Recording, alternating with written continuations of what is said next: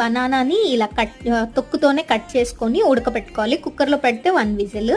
And అలాగే onions, పచ్చిమిర్చి, కరివేపాకు, టమాటా అండ్ అలాగే చిన్న గోలీ సైజ్ అంత చింతపండు, పసుపు అండ్ అలాగే కొత్తిమీర, డ్రై కొత్తిమీర, నెక్స్ట్ వచ్చేసి ధనియాలు, మెంతులు, ఆవాలు, జీలకర్ర, గ్రైండ్ చేసుకున్న పౌడరు, సాల్ట్, కారం, ఇవన్నీ అయితే మనం యూజ్ చేయాలి. ఇంకా రండి ప్రాసెస్ ఎలా చేయాలో చూపిస్తాను.